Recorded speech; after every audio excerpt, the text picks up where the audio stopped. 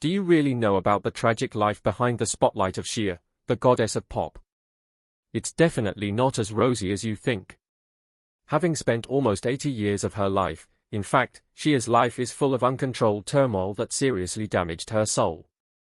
In this video, you will witness firsthand the difficulties that Cher had to overcome. Some stories will shock you. Let's get started. Cher's family history is marked by a complex web of relationships, beginning with her parents, Georgia Holt and John Sarkeesian. Their journey together was characterized by a whirlwind romance that ultimately ended in divorce. The story starts when Georgia Holt, a teenager at the time, was working in a donut shop in Fresno, California. There she met John Sarkeesian, a truck driver known for his charm and good looks. The sparks flew between them, and they quickly decided to tie the knot in a hasty ceremony in Reno, Nevada.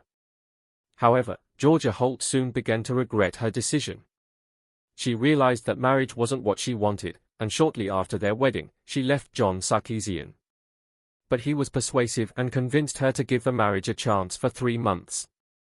If she still wasn't happy, he promised she could walk away. Before those 3 months were up, Georgia found herself pregnant with Cher. Unfortunately, their tumultuous relationship couldn't withstand the test of time, and they ended up divorcing when Cher was just 10 months old. Cher's father, John Sarkeesian, was a struggling gambler and drug addict, which made their relationship challenging and volatile. They rarely communicated, leaving Cher with a distant connection to her biological father. Interestingly, Cher's deep love and respect for her Armenian heritage were influenced by her father, John Sarkeesian. She cherished this part of her identity, even though her relationship with him was strained. Cher's true father figure in her life turned out to be Georgia Holt's third husband, actor John Southall. He was married to Holt for 5 years, and their relationship was marked by frequent and violent conflicts. This marriage eventually ended in divorce when Cher was just 9 years old. Despite the rocky relationships within her family, Cher's journey was shaped by the unique experiences and influences of these various parental figures. Cher's mother, Georgia Holt, had a highly tumultuous and unconventional life that significantly impacted Cher's upbringing. Georgia was married a total of 7 times, including 2 marriages to Cher's father, John Sarkeesian. In 1978, Georgia opened up to People magazine, explaining that the societal norms of her time pressured her to marry repeatedly, as it wasn't considered acceptable to sleep with someone without being married. These frequent marriages and divorces led to a nomadic and often financially strained lifestyle for young Cher. Georgia was an aspiring actress and singer, but her career never gained the stability needed to support her family.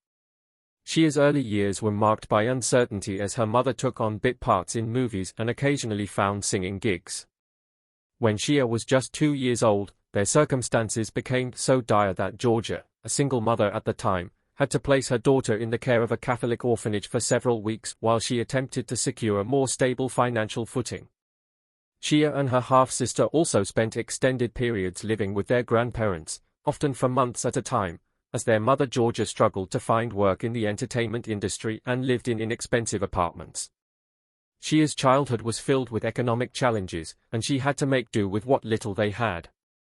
In a 2010 Vanity Fair cover story, Cher recollected her hardscrabble upbringing, expressing how she felt ashamed of her clothes and was particularly hard on her shoes. She mentioned that her mother would scold her for the wear and tear on her shoes, saying they couldn't afford new ones. Cher even recalled going to school with rubber bands around her shoes to keep the soles from falling apart. Despite these difficult circumstances, Georgia Holt occasionally made inroads into Hollywood, leading to moments of contrast and confusion for Cher. Their life fluctuated from eating canned stew or beans one week to living in Beverly Hills the next, creating a stark and sometimes perplexing existence for the young Cher. Cher's upbringing was characterized by the resilience she developed in the face of constant change and financial struggles, shaping her into the iconic figure she would become in the world of entertainment. Cher's high school years were marked by her sense of being an outsider, despite her undeniable attractiveness and intelligence, though her grades did not reflect her intelligence. From an early age, she had a clear and ambitious goal to become a star.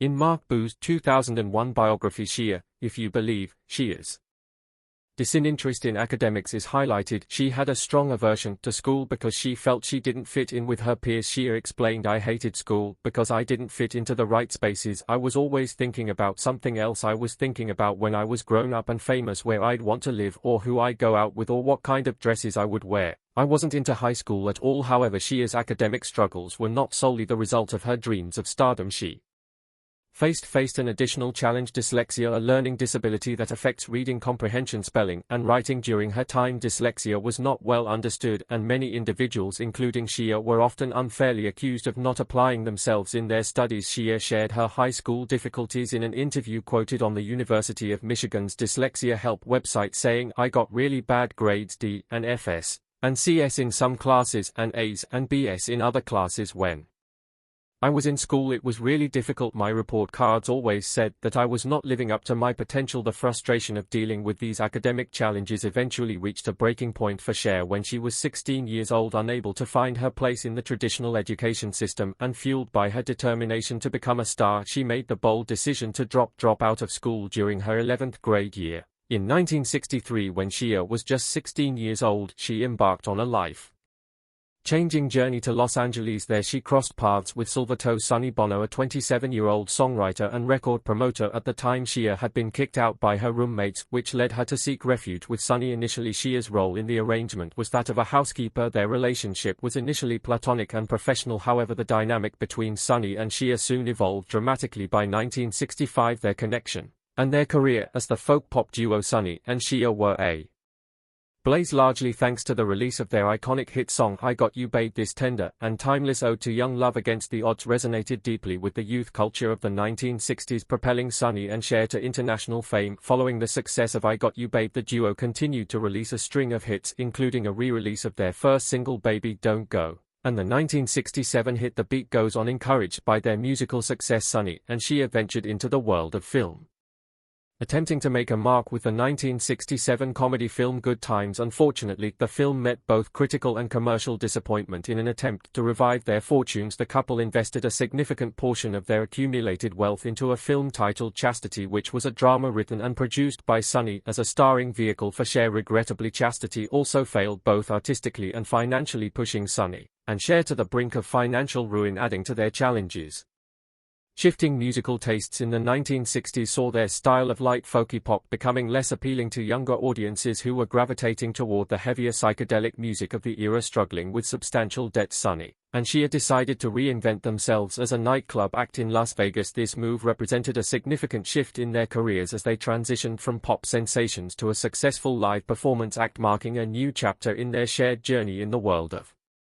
entertainment. Ironically, the turning point in Sonny and Cher's return to the pop culture spotlight came through their Vegas lounge act. This act combined music and comedy, featuring not only their musical performances but also the humorous banter between songs, including Cher's sharp and deadpan put-downs of Sonny. This unique blend of entertainment opened doors to television success. In 1971, the Sonny and Cher Comedy Hour made its debut and quickly became a ratings hit. However, by the following year, the strains on their relationship began to surface. Despite both Sonny and Cher engaging in extramarital affairs, Sonny's constant womanizing began to take a toll on Cher. She remarked, "One woman, or even five, was not enough for him." They chose to remain married for business reasons, even though their personal lives were complicated by their relationships with other partners, some of whom even lived with them in the same house. According to a diary entry dated August 21, 1973, Sonny Bono wrote, "My public wife is still Cher. In order to maintain all the things I want right now, that's the way it has to be." This entry reflects the challenging nature of their relationship as they tried to maintain a facade of marital harmony, while their personal lives were far more complex. By 1974, the pressure of upholding the illusion of a happy marriage became too much, and Sonny and Cher decided to separate. Cher eventually demanded a divorce, citing involuntary servitude as the reason for the dissolution of their marriage. The divorce was finally ended in 1975, and Cher, who had previously allowed Sonny to handle the business aspects of their careers, found herself in a challenging financial situation. She left the marriage virtually penniless and facing substantial debts owed to her ex-husband. This marked the end of their personal and professional partnership, and paved the way for Cher to embark on her successful solo career.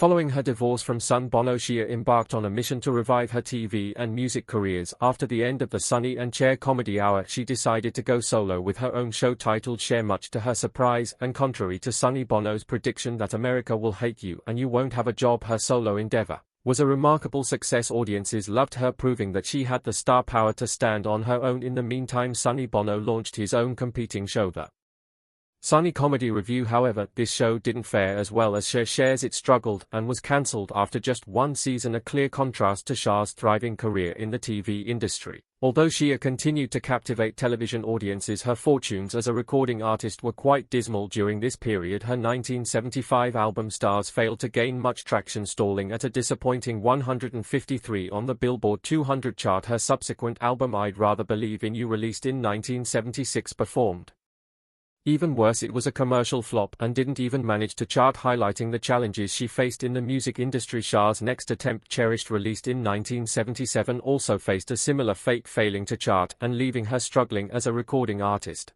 To make matters more challenging, she teamed up with her new husband, Southern rocker Greg Allman, for an album titled To the Hard Way in 1977, credited to Allman and Woman. Unfortunately, this collaboration did not excite public interest among fans of either artist, and it turned out to be another misfire. By 1978, Cher's career had hit a low point, and according to TV party Warner Brothers decided to terminate her contract. It was a challenging period for Cher professionally, but her resilience and talent would eventually lead her to new successes in the years that followed. During her contentious divorce from Sonny Bono, Cher found herself in a whirlwind romance with Greg Allman, the hard, partying Southern rocker and vocalist for the Allman Brothers Band. This unexpected love story took an even more surprising turn when Cher and Allman decided to tie the knot just 3 days after Cher's divorce from Bono was finalized in 1975. However, the honeymoon phase was short-lived, as only 9 days later Cher filed for divorce from Allman. Cher, who had been sheltered from the notorious wild side of the music business by both Sonny Bono and her former boyfriend,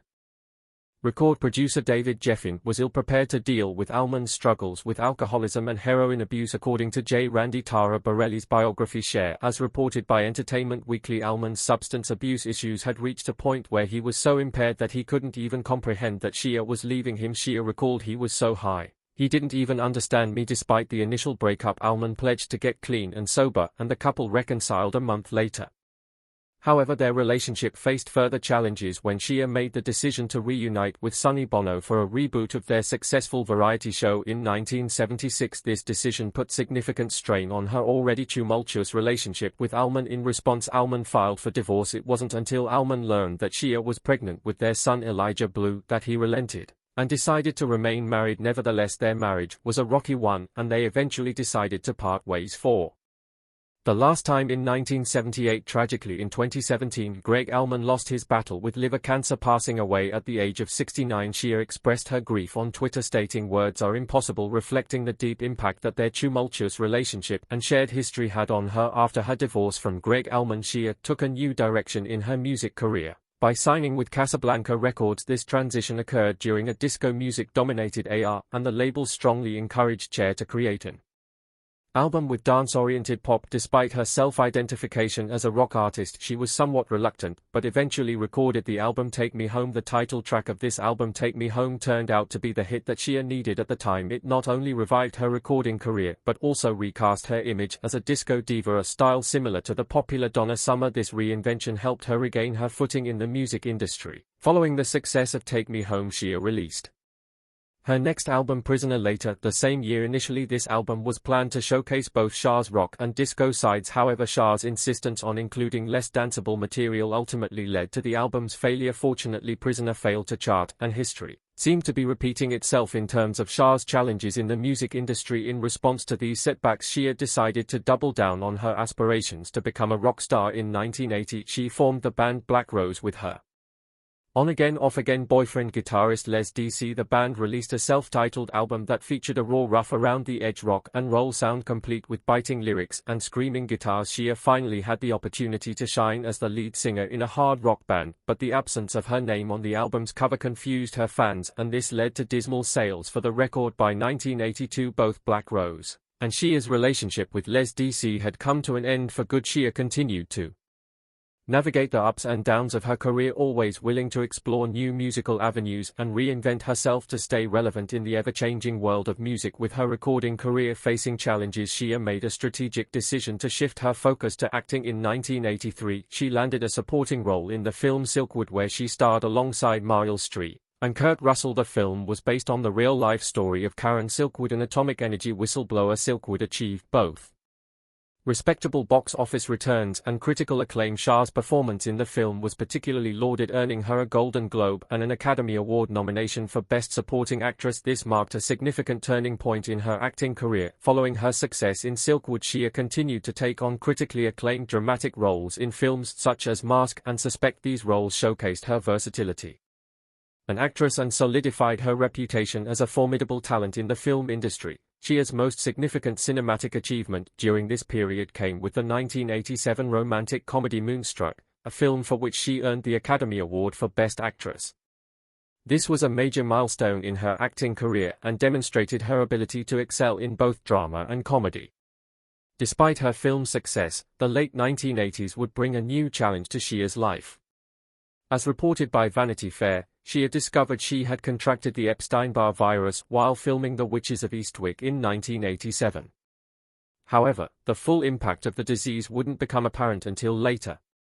Cher endured a challenging 2-year period during which she couldn't work, and her health deteriorated to the point that she developed pneumonia.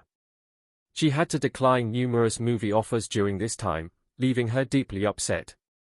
As she recounted to the New York Times, "I was really upset about it. And when I came back, I had to work my way back up from the beginning." Sonny Bono, known for his musical career as one half of the popular duo Sonny and Cher, faced a significant career transition by the 1980s. Without Cher by his side, his career in the entertainment industry seemed to be waning. However, in 1988, Bono decided to shift his focus to the world of politics.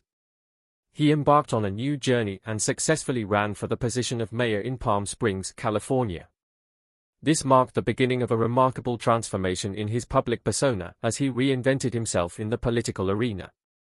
Bono adopted a conservative stance and went on to run for the Senate in 1992. Although he faced defeat in this venture, Bono remained steadfast in his ambitions for national office. His determination paid off when, in 1994, he was elected as a representative of California's 44th District in the United States Congress. Bono's sudden entry into politics and his subsequent election marked a remarkable transition from his previous career in showbiz. He became a prominent figure in the Republican Party, advocating for conservative principles and representing the interests of his constituents in California. However, tragically, Sonny Bono's newfound role in politics was abruptly cut short in January 1998. While enjoying a vacation in Aspen, Colorado, he met with a fatal accident while skiing. The news of his untimely death shook many, including his former partner and ex-wife Cher. As soon as she heard of Bono's passing, Cher immediately flew from London to Los Angeles to be with her family and mourn the loss. During a tearful eulogy at Sonny Bono's funeral, Cher expressed her deep respect and admiration for her ex-husband. She acknowledged his intelligence and foresight, giving him credit for transforming her, an introverted 16-year-old girl, and himself, a man with a perceived bad voice, into the most successful and beloved couple of their generation. Cher also highlighted Bono's role as the creative force behind their famous partnership, emphasizing that he had the vision to shape Sonny and Cher into a legendary entertainment duo. Despite the humor and banter that had often characterized their public personas, Cher's emotional eulogy shed light on the profound impact Sonny Bono had on their careers and the entertainment industry as a whole. Cher, the iconic singer and actress, had a tremendously busy career that often left her with very little time to play the role of a conventional mother to her children. This demanding lifestyle took a toll on her youngest son, Elijah Blue Allman, as he opened up about his challenging childhood in a candid 2014 interview with Entertainment Tonight. Elijah shared his experiences of being sent to boarding school at the tender age of 7, a situation that made him feel as though he was being isolated and detached from his mother's life. He expressed his emotions about this in the interview, saying, "When you go to boarding school at 7 years old, it's kind of hard to feel like you're not being shunned." It was clear that his early years were marked by a sense of abandonment which had a profound impact on his relationship with his mother. Although he had reached a point in his life where he was coming to terms with his tumultuous childhood, Elijah still harbored some resentment toward Cher. He acknowledged that while he was working on making peace with the past, it didn't mean that he saw her actions as right. He stated, "I'm at an age where I'm making peace with it because you just have to, but it still doesn't mean it's right. It's still wrong to do that." In 2013, Elijah and his wife Mariangela King briefly moved in with Cher, attempting to rebuild their relationship. However, the dispute, the details of which were not disclosed, caused a rupture in their contact, and the mother and son found themselves estranged once again. Elijah described his relationship with Cher as a work in progress. He acknowledged that they had made progress in addressing their differences, which were inevitable given their complicated history. He explained, "We have our issues. We've worked through a lot of them. We've got some more to go. But when you're an adult, you take on a different sort of tone than when you're an adolescent. But there's unresolved stuff for sure." Despite the challenges and complexities of their relationship, Elijah still held a deep admiration for his mother. He acknowledged Cher's immense talent, her striking beauty, and her status as a cultural icon, saying, "You know, she's really talented. She's gorgeous. I mean, she's Cher. What's not to love?" This sentiment highlighted the complex mix of emotions and perspectives that define their mother-son relationship. Cher's marriage to Sonny Bono resulted in the birth of their child, a son named Cher Salvatore Bono. Chaz, originally named Chastity Son Bono, made headlines in the late 2000s when he embarked on a significant journey of self-discovery and underwent a 2-year female-to-male transition, officially beginning in 2008. This transformation marked a deeply personal and profound change in Chaz's life. Before embarking on his transition and while still identifying as a woman, Chaz experienced a moment of intrusion into his private life. According to the Orlando Sentinel, he was forcibly outed as a lesbian by a tabloid in 1990. This exposure added complexity to his already complex journey of self-identity. Despite Cher's reputation as a gay icon and a staunch advocate for LGBTQ rights, her initial reaction to Chaz's sexuality and subsequent transition was not without its challenges. Chaz revealed that his famous mother initially struggled to fully accept his sexual orientation and the changes he was going through. However, over time, Cher transformed into a passionate advocate for LGBTQ rights, which also included wholeheartedly supporting her son's transition. Cher candidly spoke about her evolving perspective on Chaz's transition in a 2018 interview with Pride Source. She acknowledged that it was not an easy process for her, expressing her fears and uncertainties. She said, "I didn't go through it that easily," revealing that there was a profound fear of losing the child she loved. Cher also grappled with questions about who the new person Chaz would be, how this transformation would work, and whether she would lose a part of her child in the process. However, Cher's love for her child and her desire for his happiness ultimately prevailed. She recognized that Chaz's well-being and authenticity were paramount, stating, "It doesn't make any difference what anyone else feels or what anyone else thinks. Chaz is so happy now, and we get along better than ever."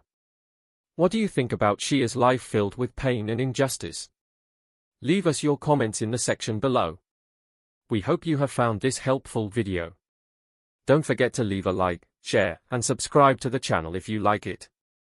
Thank you for watching this, and see you in the next videos. Goodbye.